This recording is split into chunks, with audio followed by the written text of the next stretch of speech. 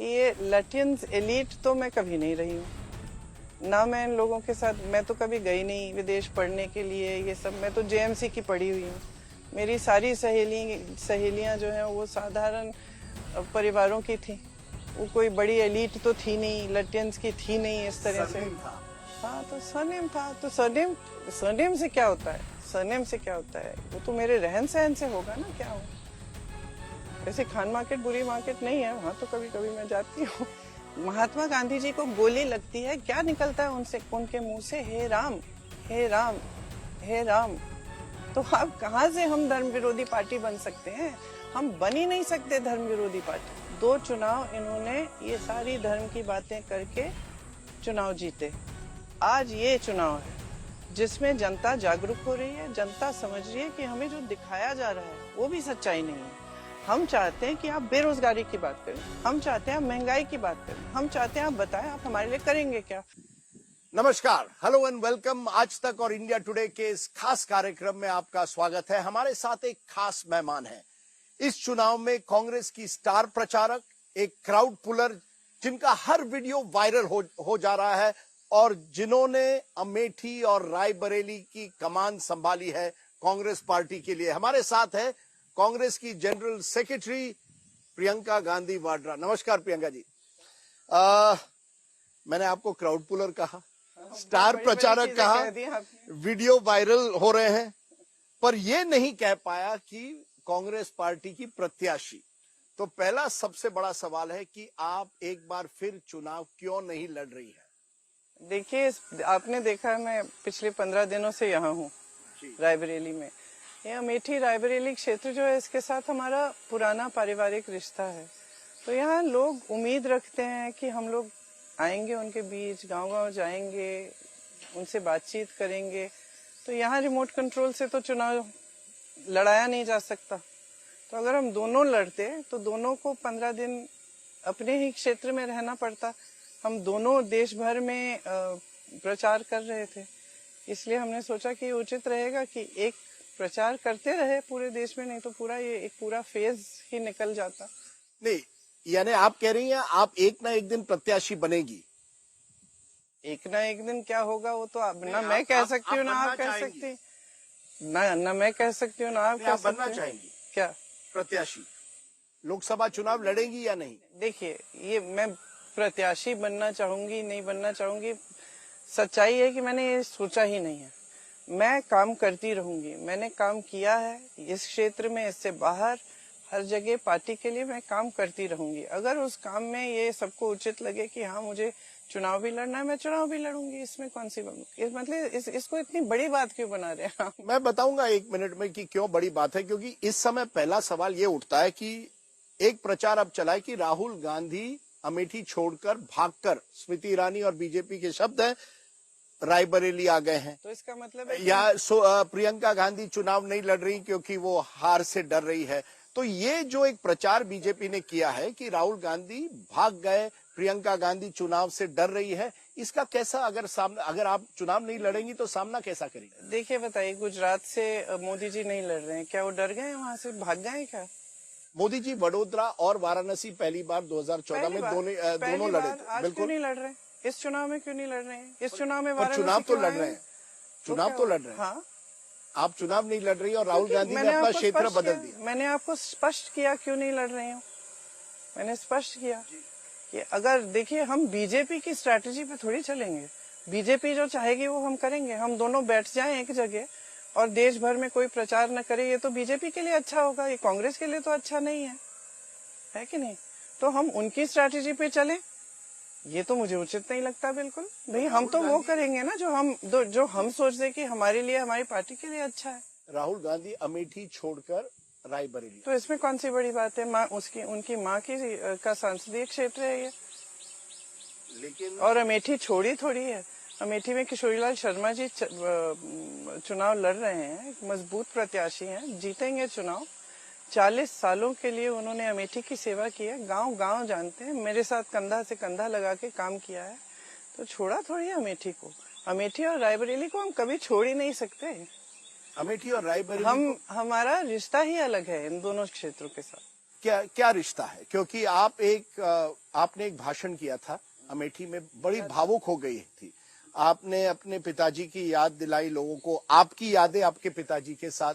ये जो भावुक रिश्ता है, क्या ये भावुक रिश्ते पर आप अमेठी और रायबरेली की राजनीति कर रही हैं? क्योंकि ये आपकी धारणा है। ये मीडिया और बीजेपी यही प्रचार करना चाहती है कि इस रिश्ते में सिर्फ भावनाएं हैं और सिर्फ एक क्या कहते हैं, एक जज्बातों का रिश्ता है। ये एक बहुत ही गहरा जज्बाती रिश्ता है। इसको मैं बिल्कुल नहीं नकारती। इसको हम पूरे परिवार, सारे परिवार के सदस्य इसको स्वीकारते हैं। हम सब जानते हैं, अमेठी की जनता भी जानती है। लेकिन हमने एक भी बार किसी और आधार पर वोट नहीं मांगा, सिर्फ अपने काम के आधार पर वोट मांगा है। जो काम अमेठी क्षेत्र और रायबरेली क्षेत्र में कांग्रेस पार्टी ने, सोनिया गांधी जी ने, राजीव गांधी जी ने, राहुल गांधी जी ने किया, मैं दावे के साथ कह सकती हूँ कि किसी और ने नहीं किया है। और जितना भी प्रचार ये करते हैं, पूरी जनता अमेठी की जानती है कि क्या अमेठी में किया गया हमारे कार्यकाल में और पिछले 5 सालों में क्या हुआ। इंटरेस्टिंग आप ये कह रही हैं, क्योंकि दो बातें इससे निकलती है। एक, स्मृति ईरानी और भाजपा कहती है कि देखिए, जितनी प्रगति अमेठी में पिछले 5 सालों में हुई है, वो पिछले 50 साल में नहीं हुई। उनका कहना है कि ये पिछड़े इलाके हैं। रायबरेली देखिए, अमेठी देखिए, कंपेयर टू बारामती जहां शरद पवार ने बहुत काम किया है, या कमलनाथ ने छिंदवाड़ा, ये पिछड़े इलाके क्यों रह गए अगर ये इतनी बड़ी वीवीआईपी कंस्टिट्यूंसी थी? आपने वो गांव देखा है जिसे मोदी जी ने गोद लिया वाराणसी में? जी देखा है, उसकी क्या हालत है। तो देखिए, कहने के लिए तो ये लोग कुछ भी कह लेंगे। अमेठी वालों से, रायबरेली वालों से पूछिए कि क्या क्या नहीं आया यहाँ। BHEL, HAL, उड़ान academy, ITI, AIIMS, NTPC, rail coach factory, rail washing line, rail की वो जो इलेक्ट्रिसिटी वाली लाइन है, तमाम हाईवे कौन लाया? मोदी जी लाए हैं, स्मृति ईरानी जी लाई हैं। पर पिछड़ा इलाका तो है अभी भी। देखिए विकास ऐसी चीज है जो कभी रुक नहीं सकती। आज आप 2 काम करेंगे, कल आपको 4 काम करने पड़ेंगे। ये एक निरंतरता होती है इसमें, और ये शुरू से की जा रही है। ये सारे काम, विकास के कार्य जो हैं, ये बहुत समय से किए जा रहे हैं और लगातार ये चलते रहते हैं। अब कभी सरकार होती है, कभी नहीं होती है। राहुल जी ने फूड पार्क शुरू करने की बात की, अमेठी में कितना विकास हो जाता है उससे, इन्होंने रोक दिया है। हमने जब एम्स खोलने की बात की तो बहुत बवाल उठा। जैसे इनकी सरकार आई, इन्होंने उसको एकदम छोटे पैमाने पे रखा, फिर बहुत मुश्किल से लड़ के उसको पूरे ठीक तरह से उसका निर्माण किया। जी, लेकिन ये इतनी सारी चीजें जो हम लाए, इनको आप नकार तो नहीं सकते ना। इतनी बड़ी रेल कोच फैक्ट्री है, हजारों रोजगार मिले उससे, उसकी पूरी अर्थव्यवस्था, पूरे इलाके की अर्थव्यवस्था आगे बढ़ी। अगर आप पहले देखते तो आपको पहले के मुकाबले में देखना है ना कि कितना विकास हुआ। नहीं तो फिर राहुल गांधी हारते क्यों है 2019 का चुनाव? अगर ये सब चीजें की गई है तो स्मृति ईरानी के सामने 55,000 वोटों से क्यों हारते? और ये कहा जाता है कि जैसे हार गए, उन्होंने अमेठी छोड़कर वो वायनाड चले गए, और अब अमेठी से जो लगाव जिसके बारे में आप कहते हैं वो टूट गया है। आप आधे घंटे के लिए मुझे वही 3 सवाल करते रहेंगे, उसका मैं जवाब दे चुकी हूँ जी। और सुनिए, आपने कहा कि राहुल जी हारे उनसे, ठीक है, हारे उनसे, लेकिन मैं समझती हूँ कि पिछले 5 सालों में पूरी अमेठी की जनता ने देख लिया है कि उनका मकसद यही था। वो वहां आई सिर्फ एक मकसद से, राहुल जी से लड़ना है, राहुल जी को हराना है। हमारा ये मकसद नहीं है। हमारा मकसद शुरू से सेवा का मकसद रहा है। और आप कुछ भी कहें, आप किसी भी नजर से इसको देखें, वहां पे पिछले चुनाव में इतने झूठ फैलाए गए और आपकी जो मीडिया ने इतना समर्थन दिया उनको इन झूठों को फैलाने में। हमने एक परियोजना शुरू की थी, मुझे याद है, एक आग लगती थी उस समय गर्मियों में गांव में, बहुत आसानी से, क्योंकि छप्पर के बड़े छत होते थे। तो एक बार मैं गई एक गांव में, मैंने देखा कि सारा जल गया था, महिलाएं बहुत ही प्रताड़ित थी। उसके बाद दिल्ली आई, दिल्ली में एक समारोह था, वो मोहम्मद यूनुस जी जो बांग्लादेश के थे, उन्होंने सेल्फ हेल्प ग्रुप्स बनाए थे। तो मैंने सोचा क्यों ना यहाँ शुरू करने की कोशिश करें। यहाँ हमने शुरू किए छोटे पैमाने पे पहले, फिर एक बहुत बड़ी मूवमेंट बन गई परियोजना, राजीव गांधी महिला विकास परियोजना। राहुल जी ने उसको खूब उठाया और बहुत बड़ी मूवमेंट बन गई। अब आप पूरा प्रचार ये किया गया कि हमने जमीन हड़पने के लिए ये परियोजना की। अब इस परियोजना से लाखों महिलाओं का फायदा हुआ। मैं आज जहाँ जहाँ जाती हूँ मीटिंग में, वो कहती हैं कि परियोजना बंद क्यों कर दी। बंद इसलिए करनी पड़ी क्योंकि इतना बड़ा आक्रमण किया मीडिया में और ऐसे झूठों का कि अंत में बंद ही करनी पड़ी। लेकिन मेरा कहने का मतलब ये है कि इतना झूठा प्रचार हुआ और इतनी मतलब मीडिया का समर्थन था तमाम ऐसे, तो लोग बहक गए होंगे, लेकिन अब समझ गए। लेकिन मैं कई लोगों से मिला अमेठी में, कार्यकर्ता और लोगों से, और उन्होंने कहा राहुल गांधी जी ने यहाँ रहना चाहिए था, हार जीत होती रहती है, क्यों हमें छोड़कर गए हैं। तो एक तरह से ये जो प्रचार मोदी जी कर रहे हैं, जिसे आप कहते हैं मीडिया आगे बढ़ा रहे हैं, लेकिन ये भी एक सच्चाई है ना कि जब आप, और फिर लगा कि अगर वो नहीं रहेंगे तो प्रियंका गांधी वाड्रा, जिसका आपने जवाब दिया है, फिर कहा गया रॉबर्ट वाड्रा भी लड़ सकते हैं, उन्होंने खुद कहा था मैं लड़ूंगा अमेठी से। फिर आप किशोरी लाल शर्मा पर आते हैं। तो क्या कहीं ना कहीं हार जीत तो होती है राजनीति में, अगर वो वहां डटकर रहते तो आपके वर्कर का, हम वहां डटकर हैं। तो चुनाव एक तरह से प्रियंका गांधी वाड्रा लड़ रही हैं। ये आपकी धारणा है कि हम डट के नहीं लड़ रहे हैं, हम डट कर लड़ रहे हैं। वहां भी यहाँ भी दोनों हमारी पारिवारिक क्षेत्र रहे हैं, दोनों ऐसे क्षेत्र रहे हैं जिनके साथ हमारा एक बहुत गहरा लगाव है और हम कभी नहीं छोड़ेंगे दोनों क्षेत्र। तो आप एक 10 सवाल और कर दिए इस पे, तो मैं आखिरी बार पूछूंगा, तो क्या एक तरह से आप लड़ रही हैं, किशोरी लाल शर्मा तो है। आप जवाब क्या चाहते? नहीं, क्योंकि मुझे लगता है, मुझे बताया आप जवाब क्या चाहते? मैं जवाब चाहता हूं कि अब प्रियंका गांधी वाड्रा एक तरह से इसको एक पर्सनल एक चैलेंज लिया है, स्मृति ईरानी ने एक चैलेंज रखा है और अमित शाह ने और नरेंद्र मोदी ने चैलेंज रखा है, आप वो चैलेंज स्वीकार कर रही हैं। किशोरी लाल शर्मा है, लेकिन असली प्रत्याशी आप हैं। नहीं, मैं वो जवाब नहीं दूंगी जो आप चाह रहे हैं। किशोरी लाल शर्मा जी प्रत्याशी हैं। किशोरी लाल शर्मा जी स्मृति ईरानी के खिलाफ बहुत मजबूती से लड़ रहे हैं और उनको हराएंगे। चुनाव के रिजल्ट के बाद आप मेरे से बात करिए। आप बिल्कुल आश्वस्त है कि आप अमेठी और रायबरेली दोनों जीतेगी। ये आपने अभी भी कहा पारिवारिक रिश्ता, आपने इस पूरे चुनाव में माता पिताजी का नाम कई बार उठाया। सोनिया जी भी यहाँ कल आई थी, उन्होंने कहा कि मैं एक तरह से राहुल जी को आपको समर्पित कर रही हूँ, जो काम मैंने किया वो आपके लिए करेंगे। आपने कहा था मेरी माँ को विरासत में शहादत मिली, दौलत नहीं, एक भाषण में कहा था पिता को। आपने कहा सोनिया जी ने मंगलसूत्र देश के लिए एक तरह से अपना कुर्बान किया है। क्या आप एक तरह से इमोशनल अपील कर रही है जब सोनिया जी ये भाषण करती है कि आप चाहते हैं और भाजपा चाहती है कि हम चुप रहें और हमारे परिवार के बारे में जितने भी अपशब्द बोले जाएं, जितना भी उल्टा सुल्टा बोला जाए वो ठीक है। आप चाहते हैं कि आप हमारे शहीद पिता को देशद्रोही कहें, मेरी शहीद दादी जी को देशद्रोही कहें और हम चुप रहें। ये तो आपके फायदे की बात है। हम चुप क्यों रहे भाई? हमारे परिवार ने अगर देश के लिए कुर्बानी दी है तो क्या हमें शर्म आना चाहिए इस पे? मुझे तो बहुत गर्व है कि मेरी दादी जी 33 गोली खाई हैं इस देश के लिए। बहुत गर्व है कि मेरे पिताजी शहीद हुए हैं इस देश के लिए। मैं बोलूंगी, क्यों नहीं बोलूंगी। हम बोलते हैं तो आप कहते हैं इमोशनल पिच कर रहे हैं।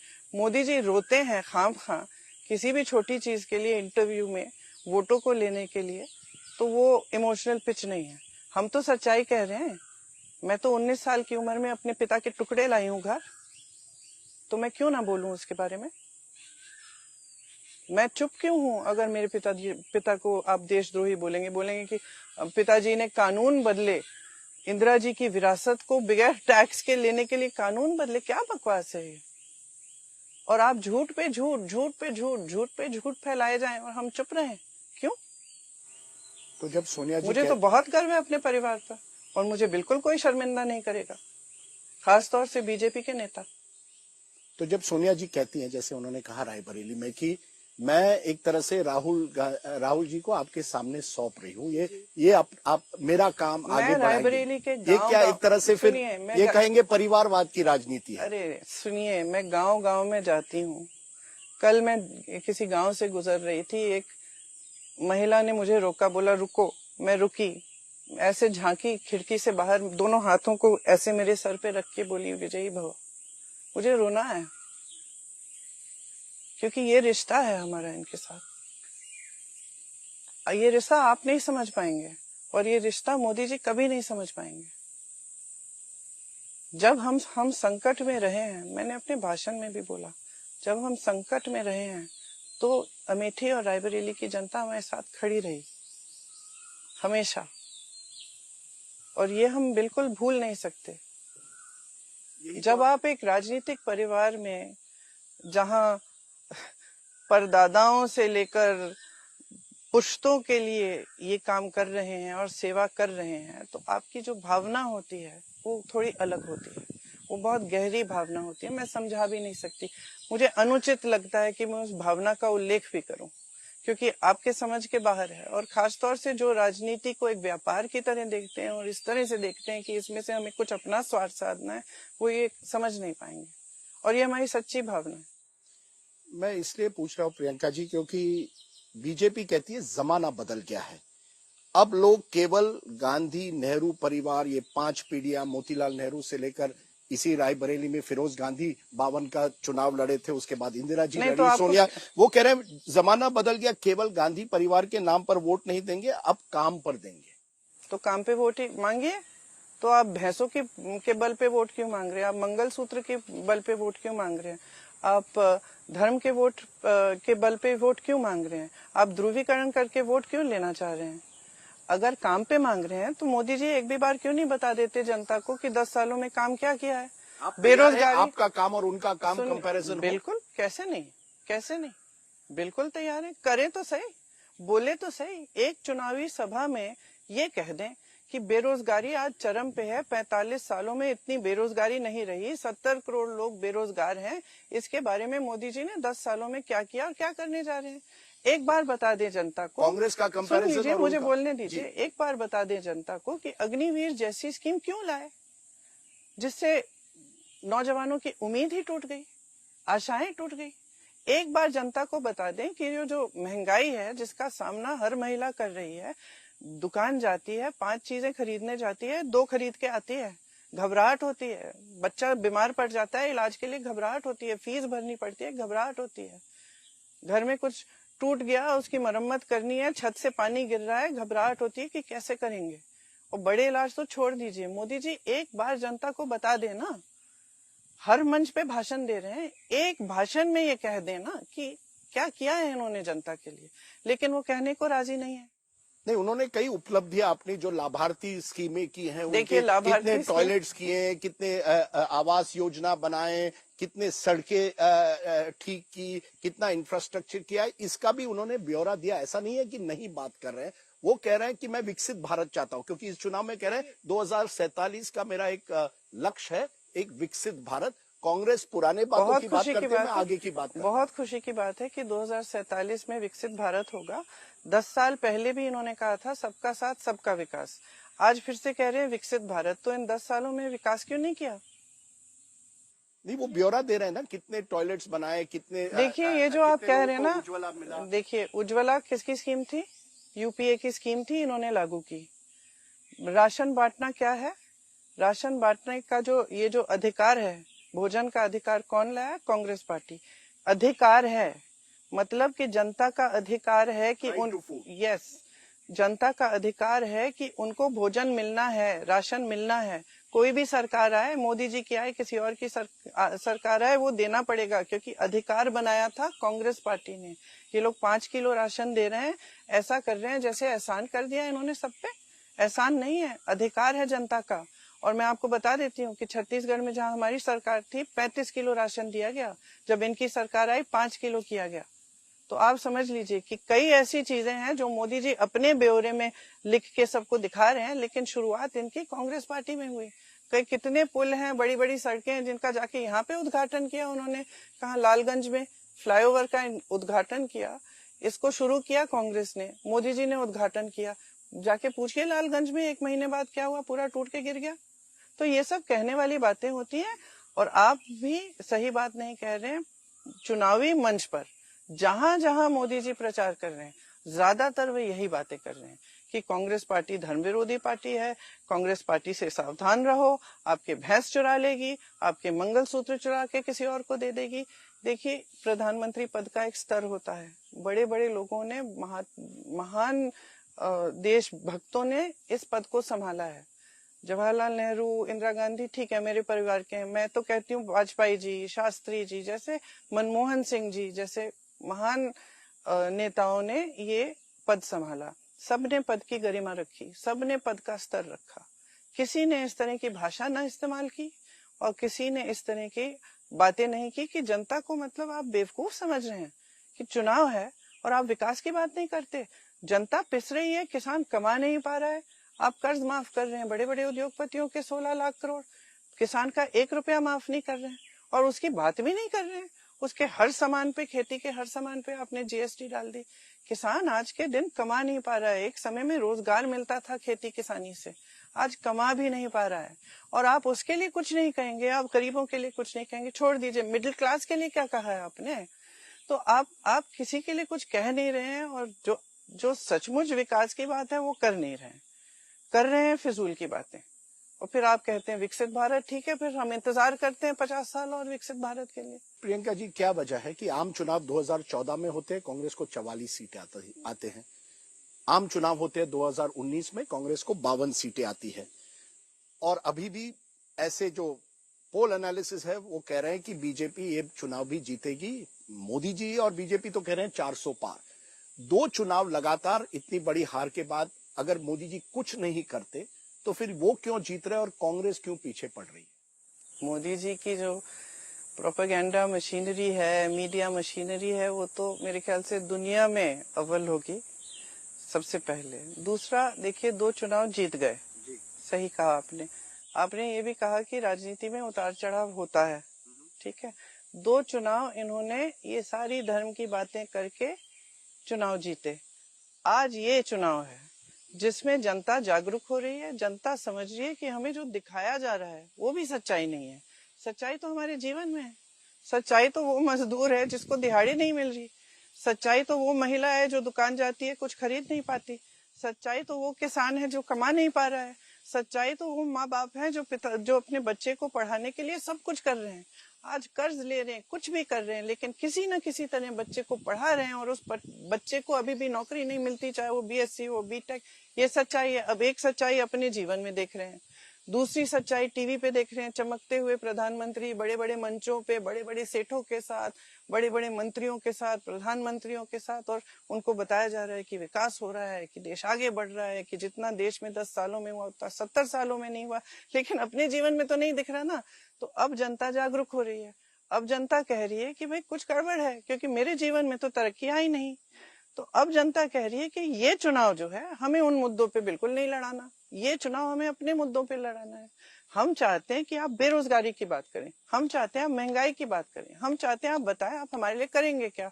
अब कांग्रेस पार्टी चुनाव प्रचार की शुरुआत से यही कह रही है कि देखिए हम ये स्कीम्स लाए हैं आपके लिए, ये है हमारी गारंटीज, हम 1 लाख रुपए एक सालाना महिलाओं को देना चाहते हैं, हम जो भी हमारी गारंटीज है वो सारी हम बताते हैं, और हम कहते हैं कि देखिए हम आपकी बेरोजगारी, आपकी महंगाई को कम करने का पूरा प्रयास करेंगे और इस तरह से करेंगे। तो जनता सुन रही है क्योंकि कोई उनकी बात कर रहा है। इससे 2 मुद्दे उठते हैं। आपने जो बात कही, एक तो आपने कहा हिंदू मुस्लिम की राजनीति अब नहीं चलेगी, ये आपने कहा। मुझे याद है कि सोनिया गांधी जी हमारे इंडिया टुडे कॉन्क्लेव में आई थी 4-5-6 साल पहले, और उन्होंने कहा था बीजेपी ने बड़े आसानी से कांग्रेस को एक मुस्लिम पार्टी एक तरह से बनाया है, और कांग्रेस ये जो हिंदुत्व की राजनीति है उसमें वो बीजेपी को कॉम्बैट नहीं कर पाई। तो एक तरह से उनका तो वोट, बीजेपी का तो वोट बैंक बढ़ गया और आपको एक तरह से मुस्लिम पार्टी ब्रांड किया गया। अब जब आप राम मंदिर की प्राण प्रतिष्ठा में कांग्रेस नहीं जाती है तो बीजेपी कहती है ये एंटी हिंदू पार्टी है। तो कैसे ये एक आपकी एक ब्रांडिंग हो गई है एंटी हिंदू पार्टी? ये तो इसमें आप लोगों ने खूब मदद की है बीजेपी की इस ब्रांडिंग में, और ब्रांडिंग काफी समय से चल रही है। लेकिन आप हमेशा मीडिया को दोष दे रही हैं। नहीं, दोष नहीं देती। देखिए दोष बिल्कुल नहीं देती, मैं आपको कितने समय से जानती हूँ, बिल्कुल दोष नहीं देती हूँ। लेकिन एक सच्चाई है ना देश की, सच्चाई तो ये है कि बड़े बड़े जो मीडिया के घराने हैं वो सब बड़े बड़े उद्योगपतियों ने खरीदे हुए हैं या उन्हीं के हैं। सच्चाई है ना, इस सच्चाई से आप भाग तो नहीं सकते। और सच्चाई है कि इन बड़े उद्योगपतियों की साठ काट है मोदी जी के साथ। लेकिन जो आपने मुझसे सवाल किया कि हमारी ब्रांडिंग ये कर दी है कि हम धर्म विरोधी पार्टी हैं या हिंदू विरोधी पार्टी हैं, आप मुझे बताइए हमारे सबसे बड़े नेता कौन है, हमारी पार्टी के सबसे बड़े नेता कौन है, बताइए। आप मुझे बताइए सब। महात्मा गांधी जी सबसे बड़े नेता रहे। ये जो स्वतंत्रता का आंदोलन था, जो सत्य और अहिंसा पे आधारित था, ये महात्मा गांधी जी का आंदोलन था। इसी में जवाहरलाल नेहरू जी ने सारी अपनी जायदाद सब कुछ देश को देके इसमें जुड़े। जी बिल्कुल ठीक है, और तमाम लोग जुड़े इसमें। वो गांधी नेहरू का सुनिए, जमाना था। वो नहीं कहते हैं, नहीं आज तुष्टीकरण हुई है, वोट नहीं, बैंक की मैं आपको पॉलिटिक्स कुछ हुई। समझा रही हूँ, आप सुन लीजिए। वो पूरा आंदोलन हिंदू धर्म की जो सीख है उस पर आधारित था। सत्यमेव जयते, सत्य के पथ पर चलना, ये हिंदू धर्म की सीख है। हर हिंदू महात्मा ने, हर हिंदू गुरु ने, हर हिंदू संत ने यही कहा है। हमारा पूरा आंदोलन उस पे चला। पूरी पार्टी ने उस आंदोलन में भाग लिया। जेल गए, 13-14 सालों के लिए लोग जेल में रहे। पंडित जी 13 साल के लिए जेल में रहे। सबने शहादत दी, तमाम लोगों ने, और पूरी पार्टी इससे ही बनी। हमारी पार्टी का आधार ही ये है। महात्मा गांधी जी को गोली लगती है, क्या निकलता है उनसे, उनके मुंह से? हे राम, हे राम, हे राम। तो आप कहाँ से हम धर्म विरोधी पार्टी बन सकते हैं? हम बन ही नहीं सकते धर्म विरोधी party. Vote bank politics party बने हैं। अरे छोड़िए, वोट बैंक पॉलिटिक्स तो ये लोग कर रहे हैं। वोट बैंक पॉलिटिक्स क्या कर रहे हैं हम विकास की बात कर रहे हैं। हम क्या अपनी गारंटीज में कह रहे हैं इसको देंगे, उसको देंगे, ये इसको नहीं देंगे? हमारी जो गारंटीज है सबके लिए, हमारा विकास हमेशा सबके लिए रहा है। यही हमारा, देखिए तो मुस्लिम रिजर्वेशन। अब वो तो कुछ भी कह लेते हैं। वो तो कह रहे हैं कि हम भैंस चुरा रहे हैं आपकी। वो तो कुछ भी कह देते हैं। अरे उनका जो पूरा प्रचार रहा है, परसों 2 दिन पहले प्रधानमंत्री जी ने एक इंटरव्यू दिया जिसमें अपने पूरे प्रचार, अपनी पूरी राजनीति, अपनी पूरी विचारधारा का खंडन कर दिया। उन्होंने कह दिया कि अगर मैं ऐसा करता तो मैं प्रधानमंत्री बनने के लायक नहीं होता। तो फिर शायद आप कुछ समझ रहे हैं जो हम नहीं समझ रहे हैं, क्योंकि आपने जो प्रचार किया है, जो देश के सामने बोला है, रोज रोज बोलते हैं, उसका आपने खंडन कर लिया। अगले दिन जाके आप फिर से वो बातें बोलने लगे, तो उनकी बातों में तो वजन है ही नहीं। अब मैं अपना समय बर्बाद करूंगी उनकी बातों का जवाब देते हुए, जब उनकी बातों में वजन नहीं है। एक दिन कुछ कहते हैं, अगले दिन बदल देते हैं। मैम आपने कहा ये हिंदू मुस्लिम राजनीति नहीं चलती, लेकिन क्या आप मानती हैं, मैं पूछ रहा हूं, कि राम प्राण प्रतिष्ठा में न जाना मिस्टेक थी कांग्रेस की या नहीं? अगर आप हर चीज को राजनीतिक नजरिए से देखें तो आप कुछ भी कह सकते हैं। धर्म एक राजनीतिक मसला नहीं है। धर्म हर हिंदुस्तानी के दिल का मसला है। हर हिंदुस्तानी के दिल में भगवान है, चाहे वो राम भगवान राम हो, चाहे शिव जी हो, चाहे किसी और धर्म के हो। कोई गलती और नहीं, सुनिए मेरी बात। तो जो धर्म है वो दिल में हर हिंदुस्तानी के है। जहाँ आस्था है, जहाँ देश की आस्था है और जनता की आस्था है, उसका आदर होना ही चाहिए। तो इसमें ये कहना गलती की नहीं गलती की, ये तो आप राजनीतिक नजरिए से देख रहे हैं। क्योंकि जो प्राण प्रतिष्ठा का कार्यक्रम था उसमें भाजपा से न्योता आया था, तो ये स्पष्ट किया था कांग्रेस पार्टी ने। हम आदर करते हैं पूरी तरह से। देश की जहां आस्था है उस जगह की का हम आदर ना करें, ये हो ही नहीं सकता। हम देश के प्रतिनिधि हैं, हम जनता के प्रतिनिधि हैं। दो बड़ी कंस्टिट्यूंसीज हैं जिसके बारे में आपने जिक्र किया, एक है युवा, एक है महिला, क्योंकि आपने बेरोजगारी की बात की और आपने महंगाई की बात की। पहले आते हैं महिला पर, क्योंकि आपने 2022 का चुनाव उत्तर प्रदेश में लड़ा। लड़की हूं, लड़ सकती हूं, और आपने कई महिलाओं को टिकट भी दी। मिले कितने? 40% करीब मिले। कितने आपको? 2 ही आपके उम्मीदवार जीत के आए। 90% की डिपॉजिट हार गई। तो कहीं ना कहीं ऐसा लगा कि मोदी योगी की जो डबल इंजन है, महिला भी उससे प्रभावित हुए। अगर क्या वजह है, फिर से मैं पूछ रहा हूँ, कांग्रेस 2 चुनाव हारती है, यूपी में लगातार हार रही है, तो अगर महिलाओं के लिए आपने ये सब किया, महिला मोदी जी और योगी जी के साथ क्यों गए? अच्छा, सबसे पहले तो मैं ये कह देती हूँ आपको, जो आप यकीन नहीं करेंगे, कि मुझे शुरू से मालूम था कि क्या रिजल्ट आने वाला है। शुरू से हमें कोई गलतफहमी नहीं थी, लेकिन हमने ये तय किया कि इसके बावजूद हम लड़ेंगे और थोड़े नए तरीके से लड़ेंगे। मुझे बहुत गर्व है कि मैंने लड़की हूँ, लड़ सकती हूँ का पूरा कैंपेन किया। वो एक तो कैंपेन मेरे ख्याल से अच्छी थी, चली नहीं, ये बिल्कुल मैं स्वीकार करती हूँ। क्यों नहीं चली? संगठन नहीं है कांग्रेस का? संगठन इसकी बड़ी बहुत वजह है, बहुत वजह है। यूपी में संगठन बहुत कमजोर। लेकिन मैं एक बात खत्म कर देती हूँ, फिर दूसरे का जवाब देती हूँ। तो ठीक है, यूपी में चली नहीं, उसका नतीजा नहीं आया, लेकिन हमने एक नई चेतना हमने देश में हम ला पाए। ठीक है, और वो चेतना क्या थी कि महिलाएं जो है एक बहुत महत्वपूर्ण शक्ति हैं इस देश में, और खास तौर से जो जवान महिलाएं हैं, जो जिनकी महत्वाकांक्षाएं भी थोड़ी अलग हैं आजकल। तो मुझे तो बहुत गर्व है कि उसके बाद से काफी राजनीतिक दलों ने महिलाओं पर अपना ध्यान देना शुरू किया। ये जागरूकता आ गई राजनीतिक दलों में भी कि भाई महिलाओं को तो फिर चाहे बीजेपी हो, चाहे अलग अलग पार्टियां हो, प्रदेशों में सबने, अगर आप देखें हमने जो महिला मैनिफेस्टो निकाला था शक्ति विधान, उसमें जो जो लिखा था उसको लेकर अगर आज आप कंपेयर करें कि कौन सी अलग अलग देश भर में पार्टियां हैं जो उसमें से लेकर कई घोषणाएं कर रहे हैं महिलाओं के लिए, तो ये तो अच्छा ही है। देखिए, हम चाहते थे कि एक चेतना बने महिलाओं के बारे में। मेरे लिए एक व्यक्तिगत मुद्दा है। मुझे लगता है कि महिलाओं को आगे बढ़ना चाहिए, भागीदार होना चाहिए देश की राजनीति में, देश के निर्णय लेने में, देश को आगे बढ़ाने में।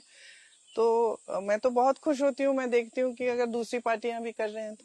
मैं इसलिए पूछ रहा हूँ कि इसके बावजूद केवल 2 सीटें आई, तो या तो संगठन की कमजोरी है, या तो एक कांग्रेस की छवि जैसे मैंने कहा बन गई है, या तो परिवारवाद की पार्टी है या भ्रष्ट पार्टी है। ये 2 बीजेपी बार बार कहती है, भ्रष्ट पार्टी है, परिवारवाद की पार्टी है, पार्टी परिवार है।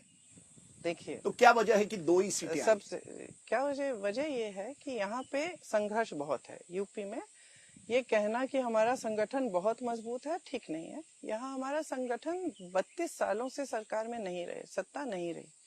32 सालों से हमारी पार्टी नीचे ही चली जा रही थी। तो देखिए, आज यूपी में हमारा संगठन मजबूत नहीं है। हमने बनाने की, उस समय जब मैं यहाँ काम कर रही थी तो बनाने का बहुत प्रयास किया, और हमारे जो काम थे उसका नतीजा शायद इस चुनाव में थोड़ा दिखेगा, क्योंकि हमने हर जिले में, हर ब्लॉक में, हर गांव में संगठन बनाने का काम किया। ये काम ऐसा नहीं है कि ऐसे खट से हो सकता है।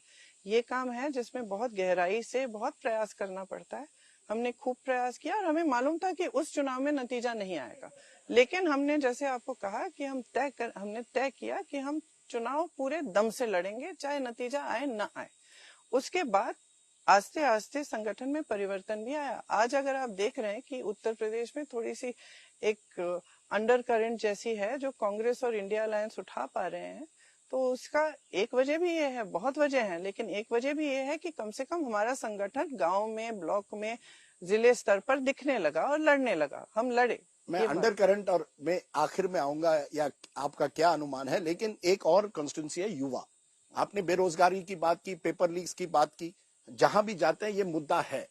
लेकिन सवाल उठता है, एक जनरेशन आया है 91 के बाद, उनको ना इंदिरा गांधी की याद है, ना जवाहरलाल नेहरू, ना राजीव गांधी। वो जो जनरेशन है वो कहता है यार मुझे कैंडिडेट चाहिए मेरिट पर, मुझे परिवार की पॉलिटिक्स नहीं चाहिए, मुझे एक नया भारत चाहिए। और तो मोदी जी ने उस भारत को फोकस किया है। आप परिवार, और आपके जो राज्य थे जहां आप रोजगार दे सकते थे वहां नहीं मिला है। इसलिए अगर आप कहते हैं कि हम रोजगार देंगे, बीजेपी कहेगी, तो फिर आपने राजस्थान में जब आपकी सरकार थी तब क्यों नहीं दिया? आप लोग तय कर लीजिए कि आपको कहना क्या है। आप कहते हैं परिवार की पॉलिटिक्स, फिर आप पूरा अभियान चलाते हैं, भाजपा चलाती है, आप चलाते हैं कि फॉर एग्जाम्पल प्रियंका गांधी चुनाव क्यों नहीं लड़ रही है, उसमें परिवारवाद नहीं है, वो आपके कन्वीनियंस के लिए।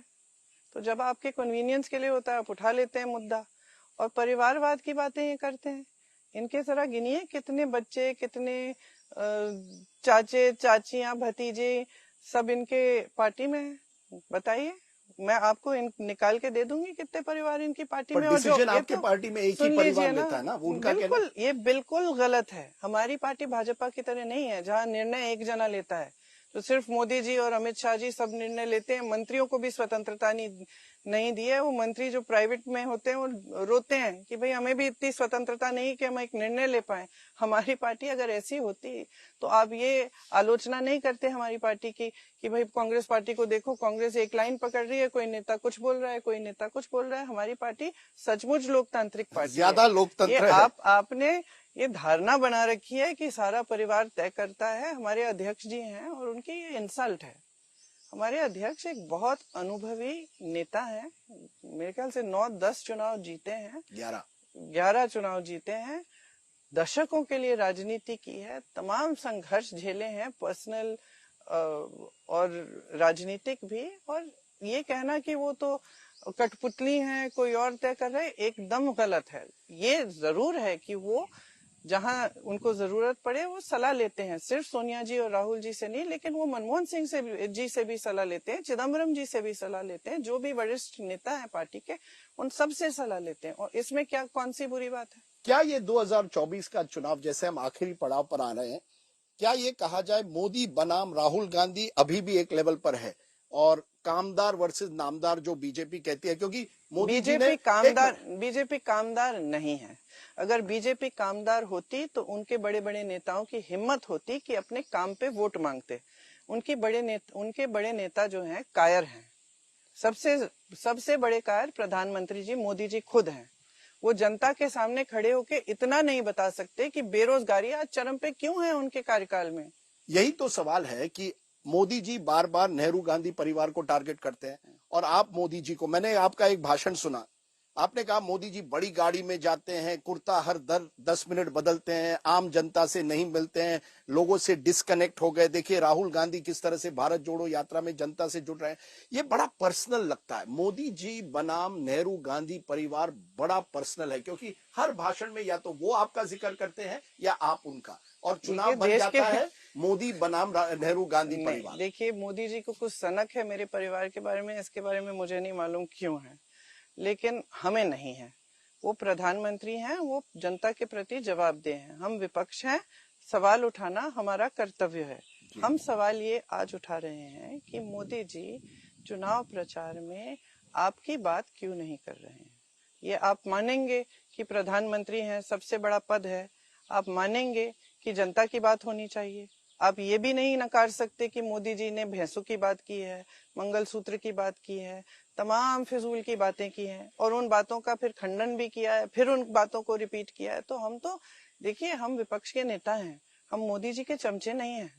हम सवाल उठाएंगे, ये हमारा काम है।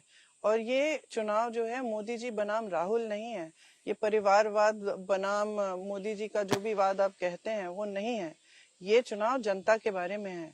ये चुनाव इन चीजों के बारे में है जिनके बारे में हम रोज बात करते हैं। हम महिलाओं को सालाना 1 लाख रुपए देना चाहते हैं, ताकि महंगाई की जो मार पड़ी है इन पे 10 सालों में, इसका सामना कर पाए। हम नौजवान स्नातक पास के लिए हम पहली नौकरी पक्की और 1 लाख सालाना इसलिए कह रहे हैं क्योंकि आज नौजवान बेरोजगारी से पिस रहा है। पेपर लीक के खिलाफ हम मजबूत कानून लाना चाहते हैं, क्योंकि पेपर लीक ने लोगों के जीवन बर्बाद किए हैं। ये आपके राज्य में आप कर लेती तो और आपको सुन लीजिए 28 साल के हो जाते हैं बच्चे, 28 साल के हो जाते हैं, पेपर दे के इंतजार कर करके कि एक दिन नियुक्ति हो गई, पूरा जीवन बर्बाद हो जाता है, शादी नहीं हो पाती। हम कह रहे हैं किसानों के कर्ज माफ करेंगे, किसानों के सामान, खेती के सामानों से जीएसटी हम हटाएंगे। हम इसलिए कह रहे हैं क्योंकि मोदी जी के 10 साल के कार्यकाल में किसान पिस गया है, आत्महत्या कर रहा है 1-1 लाख रुपए के लिए, और मोदी जी माफ कर रहे हैं बड़े खरबपतियों के कर्ज। तो हम ये बातें कर रहे हैं और हम ये कह रहे हैं कि ये चुनाव जनता बनाम गलत तरह की जो राजनीति है, जो राजनीति सिर्फ सत्ता लेने के लिए कुछ भी कह देगी, कुछ भी कर लेगी, उस तरह की राजनीति के खिलाफ। क्योंकि उन्होंने इंडिया टुडे के इंटरव्यू में कहा कि अभी तक गांधी परिवार और कांग्रेस ये बात उनको पचती नहीं है कि एक चाय वाले का बेटा प्रधानमंत्री बन गया है। 10 साल से अभी तक वो हजम नहीं हो रही उनको। इससे दूर कोई मतलब ये जो विचार है ये एकदम गलत है। कांग्रेस पार्टी ने इस देश में लोकतंत्र स्थापित किया। अगर ऐसा है कि एक चाय वाले के बेटे प्रधानमंत्री बने, तो हमें भी गर्व है कि हमने एक ऐसा लोकतंत्र स्थापित किया जिसमें हर जने को, हर व्यक्ति को इस देश में मौका मिला। और हम ये आलोचना तो कभी नहीं करते मोदी जी की, ये आलोचना तो बिल्कुल कभी नहीं करते कि मोदी जी एक गरीब परिवार से आए और इतनी ऊंचाई पे पहुंचे। हमें भी गर्व है इस बात पर, सिर्फ मोदी जी को गर्व नहीं है। प्रियंका जी, मैं आपको पहली बार यहाँ मिला अमेठी में 1999 में। अभी भी आपको याद होगा, आप तब सोनिया गांधी जी के लिए पहली बार कैंपेन कर रही थी। अब आप अपने भाई के लिए कर रही है, कांग्रेस पार्टी के लिए कर रही है। मैं पूछना चाहता हूँ 25 साल में प्रियंका गांधी वाड्रा में सबसे बड़ा बदलाव क्या है? मैंने शुरुआत की कि आप प्रत्याशी कब बनेगी, आपने कहा मैं फ्यूचर के बारे में नहीं कह सकती, लेकिन मैं आपसे पूछना चाहता हूं आपने ये 25 सालों में क्या बाल बदलाव? सफेद हो गए और रंगवाने पड़ते हैं। नहीं नहीं, उसके अलावा तो कुछ तो हुआ होगा। ये कहा जाता है ना कि आपने मुझे कहा कि शुरुआत में कहा कि क्या है अगर मैं प्रत्याशी नहीं बनूं मैं पार्टी के लिए काम करती हूँ। लोग समझते हैं कि जब तक आप प्रत्याशी नहीं बनेंगी मैंने बहुत कुछ आपको सीखा है। सीरियस पॉलिटिशियन नहीं माना कोई जाएगा। बात नहीं, जनता माने न माने, जब समय आएगा मैं करूंगी। जनता के साथ मेरा एक रिश्ता है, बना रहेगा। और देखिए कैसे बदली है आप? कि बहुत बहुत सीखा है मैंने, बहुत सीखा है। क्या? राजनीति के बारे में बहुत सीखा है, देश के बारे में बहुत सीखा है, जनता के संघर्षों के बारे में बहुत सीखा है। हार जीत मेरे हो, ख्याल आप से जब आप राजनीति में रहेंगी हार जीत हो, क्योंकि ये कहा जा रहा है अगर कांग्रेस तीसरी बार हारती है तो नेहरू गांधी परिवार को धीरे धीरे हटना पड़ेगा, कोई और नया देखिए, चेहरा ये आएगा। नेहरू गांधी परिवार जो आपने अपने मन में धारणा बनाई है ना, ये हम अपने आप को ऐसे देखते ही नहीं है। हमें कभी ये नहीं सिखाया गया था कि तुम इस परिवार के हो इसलिए तुम्हें ऐसा करना है। और ना मैंने अपने बच्चों को सिखाया। आप मेरे बच्चों से मिले हो, हमारी परवरिश भी ऐसी नहीं हुई। किसी ने ये नहीं कहा, हमें कभी नहीं कहा कि तुम्हें ये बनना है या तुम्हें फोर्स नहीं किया, प्रधानमंत्री बनना है। फोर्स नहीं किया, दिमाग में नहीं आया, कभी फोर्स नहीं मैं किया आपको सोनिया जी ने बताती आप या राहुल हूँ। को। मैं आपको बताती हूँ, एक बार एक ज्योतिषी आए हमारे घर, ऐसे मतलब पॉलिटिकल टाइप के ज्योतिषी थे। अब पिताजी का इंतजार कर रहे थे, मैं गुजर रही थी वहां से, 12-13 साल की होंगी। हाथ देख लिया मेरा, मैं बड़ी होके आप प्रधानमंत्री बनेंगे। पिताजी ने सुन लिया और मुझे डांटा कि तुम क्या कर रही हो, ये सब बातें बिल्कुल तुम्हारे दिमाग में नहीं आनी चाहिए। मतलब कि उनके ये जो धारणा है ना कि हमारे परिवार ने हमेशा सिर्फ सत्ता के लिए, हमें सत्ता चाहिए, हमने राज किया है, हम अपने आप को महाराजाओं की तरह समझते हैं, एकदम एकदम बकवास है। आप मेरे घर आइए, देखिए कोई क्या हम राहुल महाराजाओं की तरह रहते हैं या ऐसे जैसे हम कोई बड़ा पता नहीं कैसा परिवार है। साधारण है हमारा जीवन, कुछ ऐसी बड़ी बात नहीं है। ना हमने कभी ये धारणाएं रखी हैं कि हमें कुछ सत्ता चाहिए या सत्ता को किसी भी तरह से पकड़ के रखना है। ये हमारा मकसद ही नहीं है जीव। देखिए, जिसने ना, आपने पहले मेरे पिताजी की बात की, जिसने इतनी हिंसा देखी है जो राहुल और मैंने देखी है। 12 साल की उम्र में हमारी जो दादी थी माता जी की तरह थी। हम एक ही घर में रहते थे। आज भी वो घर म्यूजियम बना है, आप देख सकते हैं। और वहां भी आप देखेंगे कि एकदम साधारण टाइप का जीवन। आज आपको यकीन नहीं आएगा कि यहाँ प्रधानमंत्री रहती थी इस लकड़ी के पलंग पे, और जमीन पे चटाई भी नहीं है। तो खैर वो अलग बात है। मैं कह रही थी कि उनकी जब हत्या हुई, हम 12 साल के थे, हमारे घर के अंदर हत्या हुई।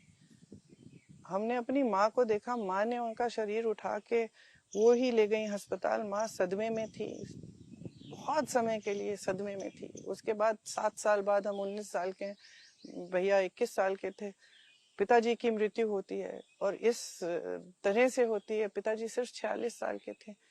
तो हमारे मतलब एक, जब ऐसी चीजें होती है ना जीवन में, किसी के भी जीवन में, कोई भी हो जिनके पिता आकस्मिक मौत से गुजर गए हों या कुछ ऐसा होता है, तो किसी के भी जीवन में होते हैं, तो जीवन में एक अलग तरह की गहराई आ जाती है। उस जीवन की समझ ही अलग हो जाती है। तो कोई ये प्रेशर सत्ता पकड़ना, नहीं आप पर या आपके भाई पर कि या सोनिया जी ने डाला कि आपको राजनीति करनी अरे है? बिल्कुल नहीं, बिल्कुल नहीं। क्योंकि आप राहुल गांधी को सबसे अच्छी तरह से जानती है। राहुल में क्या फर्क आया है? क्या वो तैयार हैं फर्क आपके नजरिए में प्रधानमंत्री है, बनने के लिए? फर्क आपके नजरिए में है, राहुल में नहीं है। राहुल हमेशा एक बहुत गहरे इंसान रहे हैं। राहुल हमेशा बचपन से न्याय की लड़ाई लड़े हैं। अगर दो बच्चे लड़ पड़ते, तो किसी ने किसी के साथ अन्याय किया है तो राहुल उसके लिए लड़ लेते। और राहुल में एक खासियत है जो कभी कभी, जिससे मैं चिढ़ती भी हूँ, कि वो सच बोलते हैं, चाहे आपको पसंद हो ना पसंद हो। अपनी बहन से, अपने दोस्तों से, अपने साथ जो कार्य करते हैं उनके साथियों के साथ और जनता के साथ, वो सच बोलते हैं। आपको भी मुंह पे सच बोल देंगे। आपको इसलिए तो लोग थोड़े से, क्योंकि हम लोगों की आदत है कि हम थोड़ी अच्छी तरह से बोलते हैं, जो भी बोलना है। मेरी भी आदत है, मैं ऐसी मुंहफट नहीं हूँ, वो थोड़े से तो हार मुंहफट हैं। जीत हो, आप दोनों रहेंगी राजनीति में। प्रियंका गांधी वाड्रा और राहुल गांधी रहेंगे, हार जीत हो। और क्या, हम तो यार, ये कोई सवाल है? इतने समय से राजनीति में रहे हैं। राहुल जी तो मेरे ख्याल से अब 20 सालों से। 20 साल। और देखिए, राहुल मेरे ख्याल से कोई ऐसा नेता नहीं होगा इस पूरे देश में जिसके खिलाफ इतनी संगठित और इतनी धनराशि जिस कैंपेन पे उनके खिलाफ जो कैंपेन की गई भाजपा के द्वारा, इतनी धनराशि किसी भी पार्टी ने किसी भी नेता का की इमेज खराब करने के लिए इस पूरे देश में नहीं की होगी। राहुल जी को मीडिया से लेकर भाजपा के नेता से लेकर सबने इन्होंने इतना आक्रमण किया राहुल जी पे और इतने अपशब्द बोले और इतनी गलत गलत धारणाएं फैलाई इनके बारे में, फिर भी राहुल जी खड़े रहे, फिर भी राहुल जी खड़े रहे, फिर भी राहुल जी की इतनी हिम्मत है कि झुकते नहीं हैं, डरते नहीं हैं। इन्होंने घर से निकाला, संसद से निकाला, इन्होंने तमाम मुकदमे लगाए, एक गुजरात में, एक महाराष्ट्र में, कहीं कहीं, ताकि दौड़े रहे मुकदमों में हाजिर होने के लिए। लेकिन राहुल जी झुके नहीं, डरते नहीं हैं और पूरा देश आज समझ रहा है कि ये आदमी सच बोलेगा, कभी नहीं डरेगा, कभी नहीं झुकेगा। प्रधानमंत्री बन सकते हैं? क्यों नहीं बन सकते? बहुत अच्छे प्रधानमंत्री बनते, बहुत अच्छे, क्योंकि देश की गहराइयों को समझते हैं। और मैं आपको बता दूं, हिंदू धर्म की गहराइयां समझते हैं। अगर मोदी जी कल हिंदू धर्म पे डिबेट करें राहुल जी के साथ, तो मैं दावे के साथ कह सकती हूँ कि राहुल जी के सामने वो बोल नहीं पाएंगे। इतना जानते हैं, इतनी जानकारी है और इतनी गहराई में चीजों को समझते हैं। लेकिन इस चुनाव में ये तय किया गया है कि इंडिया गठबंधन के नेता तय करेंगे कि प्रधानमंत्री कौन बनेगा। तो वो खुद सब बैठ के तय करेंगे, जिसको भी चुने हम समर्थन देंगे। आप कह रहे हैं इंडिया गठबंधन तय करेगा जी। मोदी जी कह रहे हैं 400 पार। आपका आंकड़ा क्या है? क्या आपको वाकई लगता है कि जून 4 को नॉन बीजेपी गवर्नमेंट बनेगी, 2004 रिपीट होगा, या आप मानती हैं कि बीजेपी फ्रंट रनर है और आप बैकफुट पर हैं? नहीं, हम बैकफुट पे बिल्कुल नहीं है। बैकफुट पे मोदी जी हैं, जो फिजूल की बातें करने लगे हैं और जो अपने प्रचार का खुद खंडन करने लगे हैं चुनाव के बीच में। बैकफुट पे मोदी जी हैं, हम बैकफुट पे बिल्कुल नहीं है, क्योंकि हमने इंडिया गठबंधन के सारे नेताओं ने लगातार जनता के मुद्दे उठाए और हम सिर्फ लगातार यही कह रहे हैं, मोदी जी मुद्दे पे आइए। मोदी जी मुद्दे पे आ नहीं पा रहे हैं। मोदी जी इधर उधर जा रहे हैं, भटक रहे हैं, घबरा रहे हैं, अजीब अजीब सी बातें कर रहे हैं, पूरे देश को दिख रहा है आज। तो हम बिल्कुल बैकफुट पे नहीं है। मैं तो उनको, छोटी हूँ उनसे, लेकिन उनको सलाह अभी भी दे देती हूँ कि अभी भी जनता की बात कर लें, अभी भी कर लें। प्रियंका जी, हम ये इंटरव्यू यहाँ एंड कर रहे हैं, लेकिन मैं आपसे पूछूंगा, यू वर कॉल्ड, आपको कहा गया था कांग्रेस की ब्रह्मास्त्र होंगी जब आप पॉलिटिक्स में नहीं आई। आप अपने आप को किस तरह से देखती है? क्या वो एक चीज है जो जनता नहीं जानती प्रियंका गांधी वाड्रा के बारे में, जो हमें आज जाननी चाहिए? आप ब्रह्मास्त्र है, क्या है? आप अपने आप को किस तरह से देखती हैं? और क्या है वो एक चीज जो हम नहीं जानना, हमें जाननी चाहिए, जो हम नहीं जानते हैं? देखिए, मैं, सच्चाई ये है कि मैं राजनीतिक